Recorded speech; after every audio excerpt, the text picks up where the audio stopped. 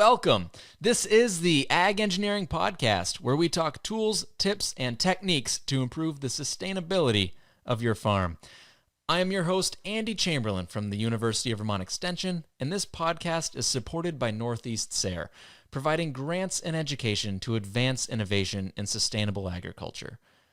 We're trying to improve the industry by chatting with farmers and getting their input on tools, tips, or techniques that have changed the way they farm for good. Many of these practices affect multiple areas of the farm. Whether it be environmentally, emotionally, physically, or financially, we share the knowledge to promote sustainable agriculture, lifestyle, and business. Thanks for having a listen. Now, let's get started. Today's episode comes to you from a farm in Moncton, Vermont, where we meet with Silas of Last Resort Farm. He grew up on the farm, but has been farming more actively the last 8 years and even more actively the last 3 seasons now that he's signed a lease-to-own agreement. This farm does 80 acres in hay, 15 to 20 acres in fruit, vegetables, and cover crops, and currently have 3 30 by 72 high tunnels with 3 more on the way.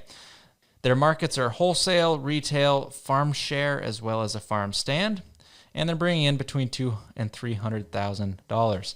Silas Doyle Burr, welcome to the show. Thanks for having me, Andy. So I just painted the picture of your farm. How would you describe what you do in one sentence? Well, we're a small-scale, family-owned, diversified, certified organic farm producing 27 different crops, including veggies, berries, maple syrup, hay, and hemp. I'm sorry if that was a run-on sentence. No, that was good. So hemp is new this year. New to you, new to the state of the agricultural space. That's what we want to chat about today. What made you decide to grow hemp?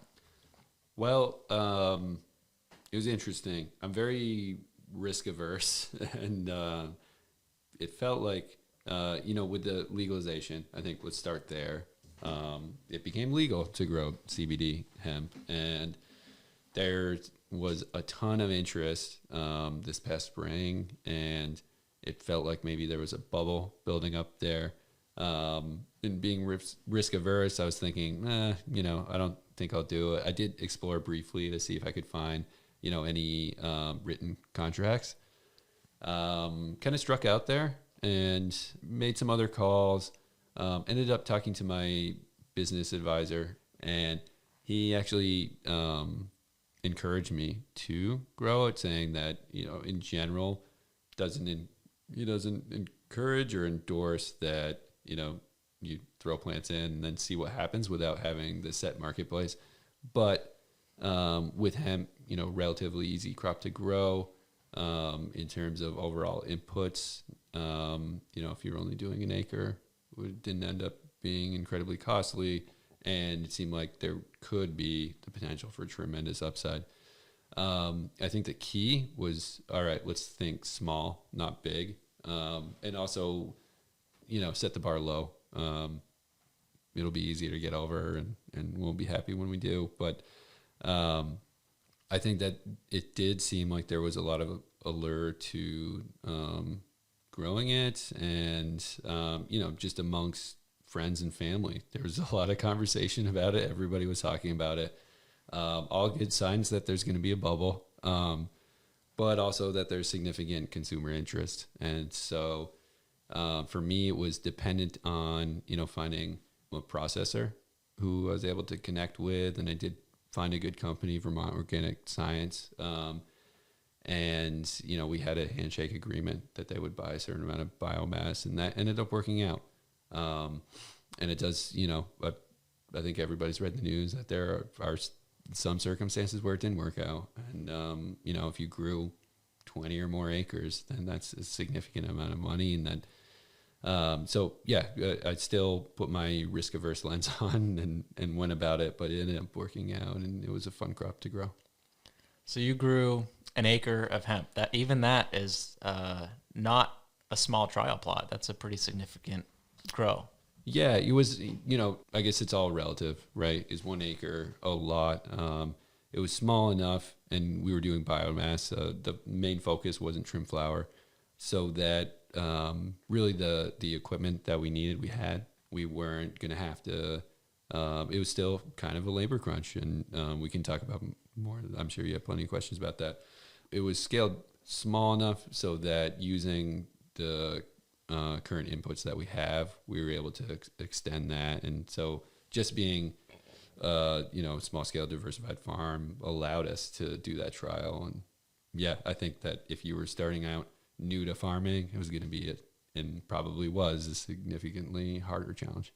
But being a vegetable and fruit farmer already, there was some overlap there, which made it right. We had all the equipment, so we grew all the hemp on plastic, had the mulch layer, had the field prep equipment, had the system down. So I think what a lot of growers ended up using for plots for standardization was 8 foot on center beds with plant space 6 foot on center.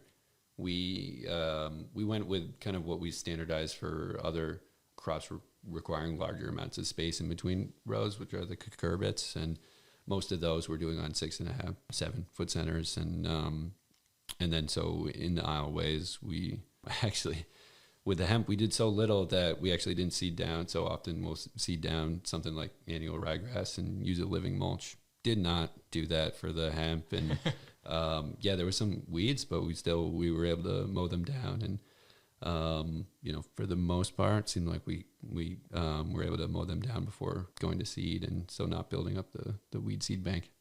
Oh, that's good. That's good. Did you transplant these in? Yes, we did. Yeah. So the big expense here is the seed, which is we use feminized seed. That doesn't mean 100% female plants, but it does mean, so it ended up being something like 97%.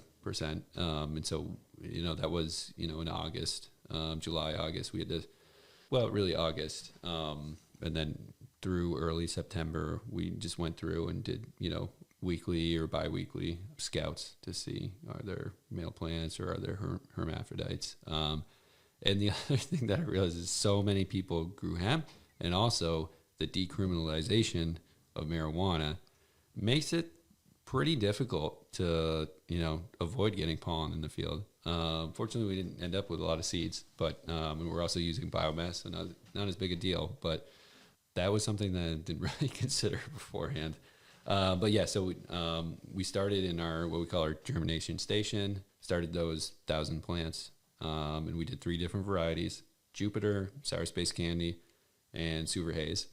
And in terms of the varieties, Jupiter wasn't super pumped about, but Super Haze in particular I felt would perform the best, and then Sour Space Candy was kind of middle ground. Just as far as like vigor or grow height? Vigor, and then also CBD percentage.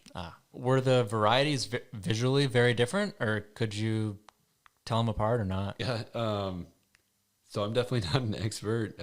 You could definitely tell the Jupiter because they were smaller. And then the Sour Space Candy, there were a number that were purple. And so I was told by some other farmers who are maybe not experts, but that's kind of dependent on, that's climatic, and that can occur with many different varieties. So I don't know if that's a real differentiator or not.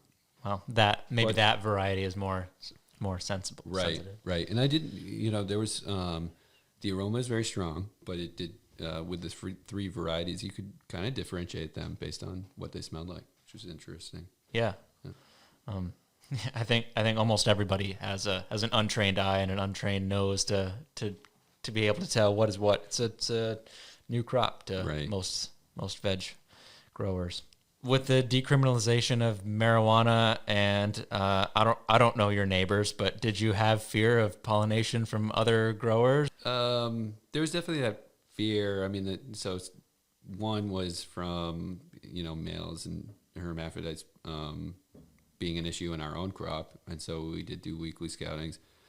And I forget the exact distance. I think it's something kind of untenable, like half a mile that the pollen can travel. So yeah, I mean, that's a risk that I guess you take. I don't know how, unless you're doing protected culture where it's in a hoop house. And even then, as we know from, various pests and pathogens like late blight with tomatoes is, maybe you'll save a couple weeks, but that's not going to completely protect you because you got to open those buildings up every once in a while.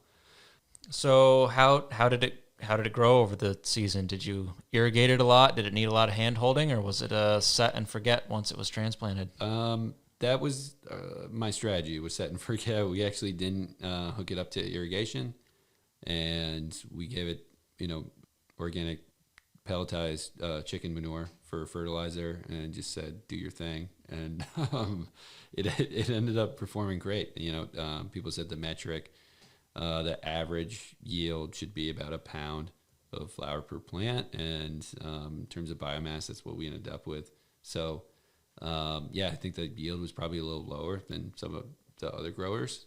Certainly folks who were focused on just growing hemp, but it was something where I didn't want to spend that much time on it. And so I didn't. And it was also, it was in a field that's, further away from the central hub. And as often happens, is just, out of sight, out of mind. And so we just kind of left it. And there was very minimal pest pressure, which I think was a little bit surprising to me, because I think other farmers had issues with aphids and also corn borer.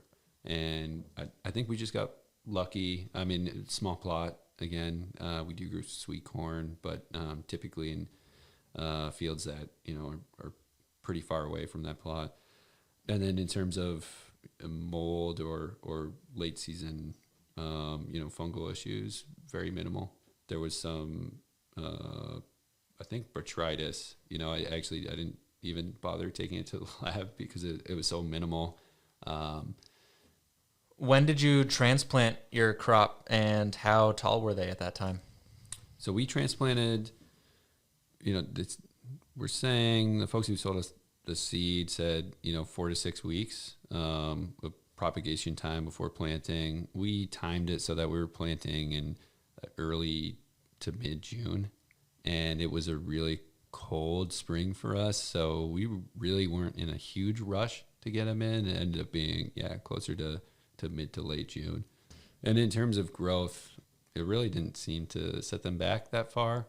We actually had some relatively poor germination with some of the seed, and we got more, and those that we started later, I caught up. So, which is another, I guess, positive or like significantly amazing attribute that hemp has, which is really fast grower, and is, you can plant late and you'll still get a pretty decent harvest. So the date when we harvested was early October, first week of October is when we harvested everything. So the big question is, did you sell it?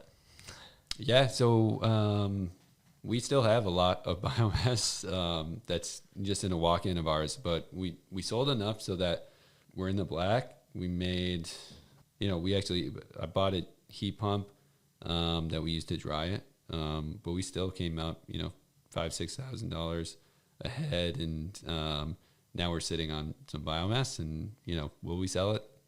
Not sure. We have branded some of our own CBD oil / tincture, and we're selling that wholesale and also retail, farmers market, and so we'll see.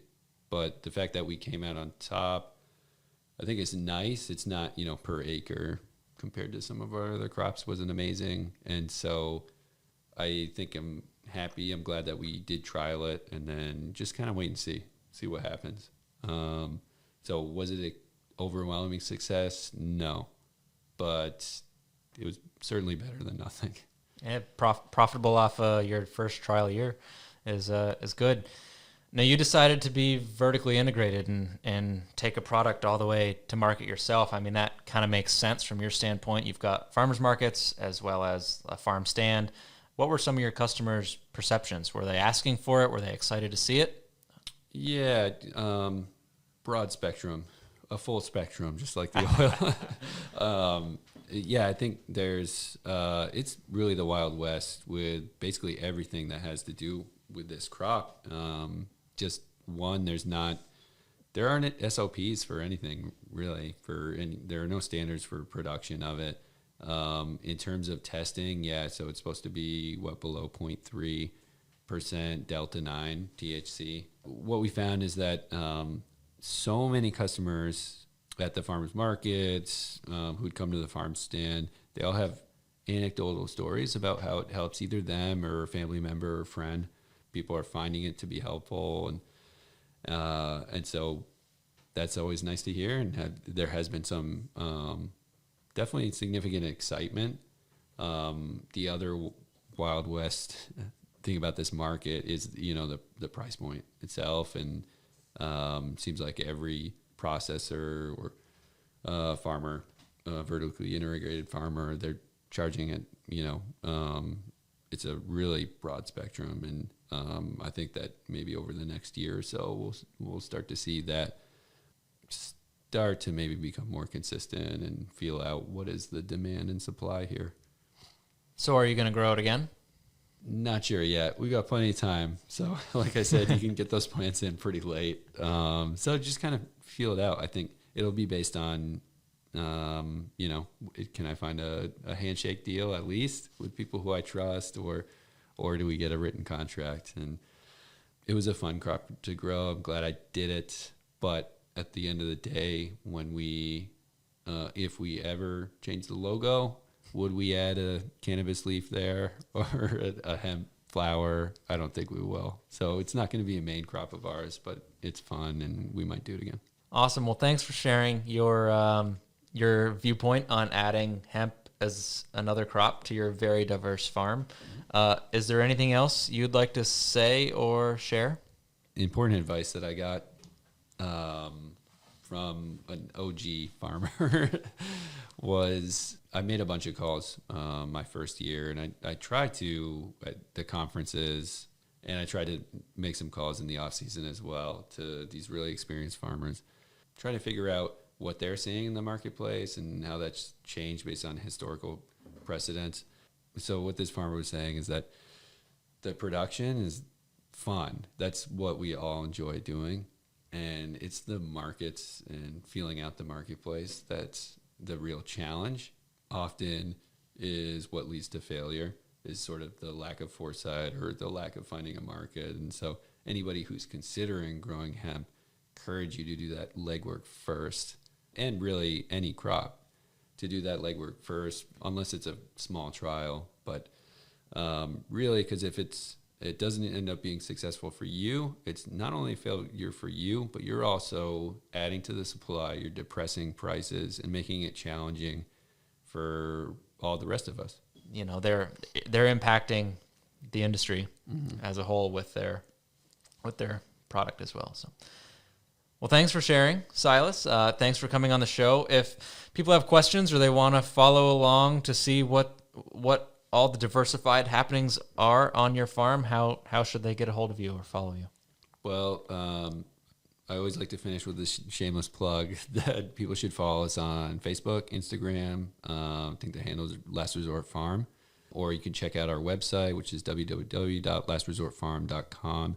And both my email and phone number are on there, and people can reach out to me whenever. Sounds good. Thanks, and I hope you have a great day. Thanks, Andy. Thank you for listening to today's episode. I hope you go ahead and subscribe, share this with a friend, or leave us a comment. And if you want more information, check out the show notes on our website at agengpodcast.com.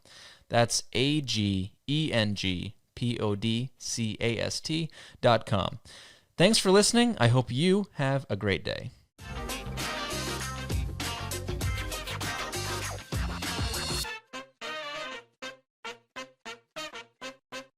The proceeding has been a production of University of Vermont Extension.